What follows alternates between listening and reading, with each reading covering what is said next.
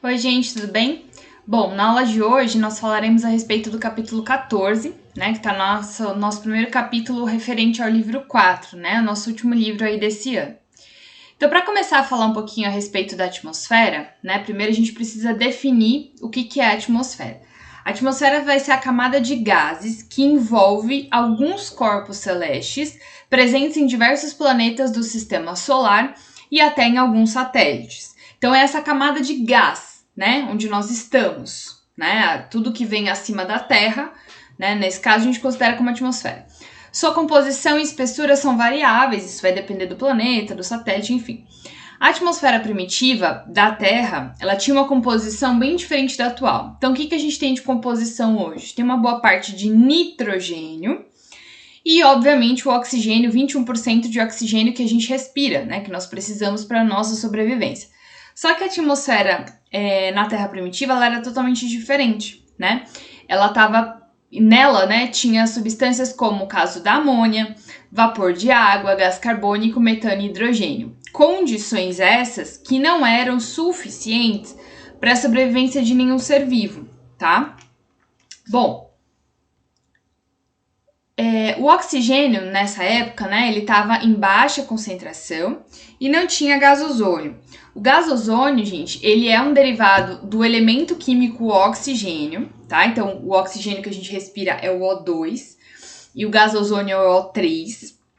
Então, ele é um elemento derivado do oxigênio, que ele é de extrema importância para a nossa sobrevivência, visto que ele auxilia na manutenção da temperatura da Terra, né? Todo o processo ele foi dividido em 3 etapas, né, para a formação da atmosfera. É possível perceber que a atmosfera ela está sujeita a alterações da sua composição, o que pode ocorrer em processos diferentes. Então, a gente tem o primeiro processo aqui que foi o seguinte: após o período de intensa atividade vulcânica, o planeta ele foi se resfriando. Nesse novo cenário, as chuvas permitiram a formação dos oceanos, nos quais se originou então a matéria orgânica posteriormente. Então, não tinha oceanos, devido à presença de água na atmosfera, foi se juntando as moléculas de água, deu origem às chuvas.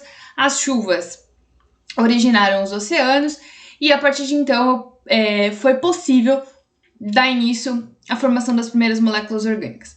As primeiras formas de vida apareceram nos oceanos. O gás oxigênio, resultante da fotossíntese, começou a ser liberado e acumulado nessa camada de gases, que a gente chama de atmosfera. Com a expansão da vida dos oceanos, formou-se então a camada de ozônio e a atmosfera então adquiriu a composição que ela tem hoje. A ocupação do ambiente terrestre teria ocorrido por vegetais primitivos, o que favoreceu o desenvolvimento das mudanças das características da atmosfera atual. Então a gente teve um conjunto de mudanças e modificações que aconteceram ao passar de milhares de anos, que proporcionou a formação da atmosfera como a gente conhece hoje, tá? Bom, então atualmente o ar que nós respiramos, ele é composto principalmente por nitrogênio, que é um gás que a gente não absorve. O nitrogênio, ele é um elemento químico que nós precisamos. Todas as nossas proteínas que formam os músculos do nosso corpo são formadas por unidades menores, chamadas de aminoácidos, e esses aminoácidos formados também por nitrogênio. Então, nós precisamos do nitrogênio. Acontece que a gente não consegue aproveitar esse nitrogênio que entra através da respiração. Então, a gente precisa comer alimentos que contenham proteína para a gente conseguir assimilar esse nitrogênio. A atmosfera também se divide em camadas que se diferenciam de acordo com a sua composição e com a altitude que elas apresentam. Então, vamos lá.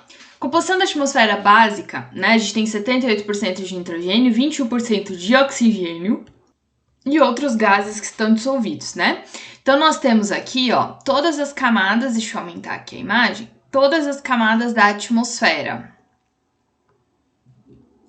Então, nós temos, então, a primeira camada, né, que é a região aqui da troposfera, né, onde a maioria das nuvens se formam e tal, onde o avião, as aeronaves, elas estão nessa altura circulando.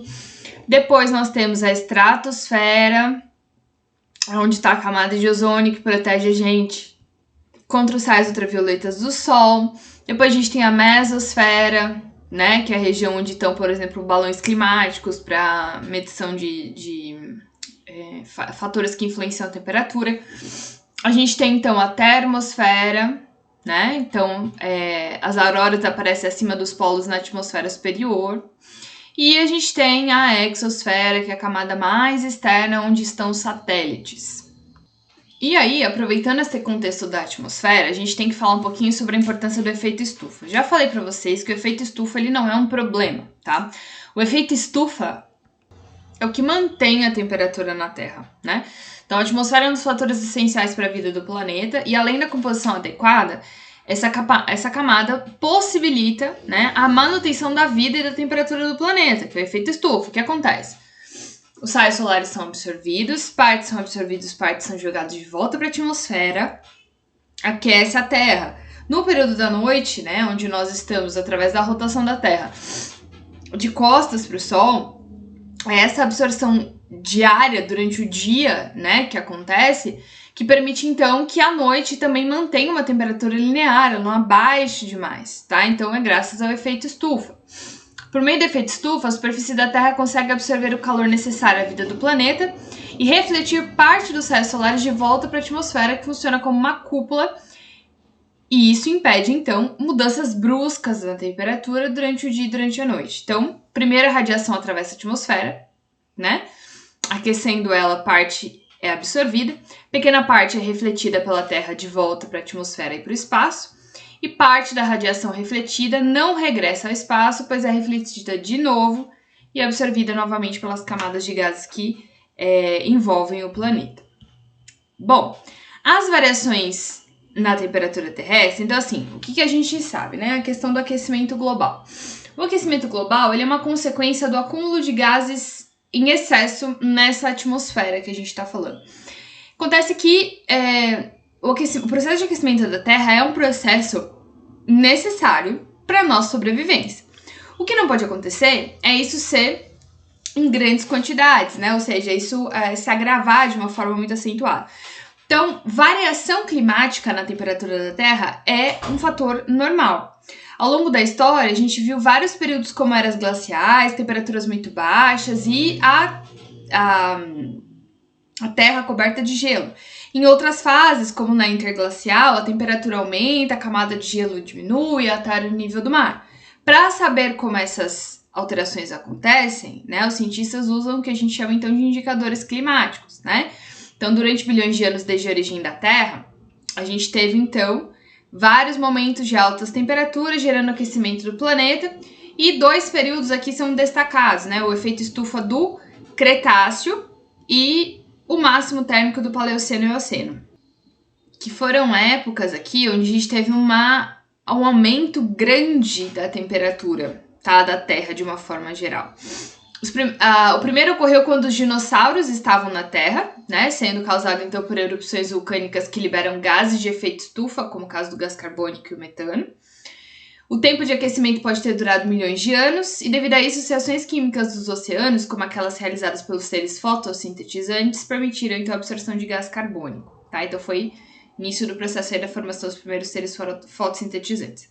Já o máximo térmico Paleoceno e Eoceno, que foi uma outra etapa, teve uma duração menor, provavelmente por volta dos 20 mil anos, e a temperatura deve ter aumentado 6 graus. Isso ocasionou aumento do nível do mar, porque quando eu aumento a temperatura, eu gero derretimento das calotas polares, né? E levou à extinção de várias espécies desse ambiente. A causa desse processo foi a movimentação das placas tectônicas, erupções vulcânicas, incêndios florestais naturais e liberação de CO2, além da liberação do metano no leito oceânico, tá? Então, foram esses dois momentos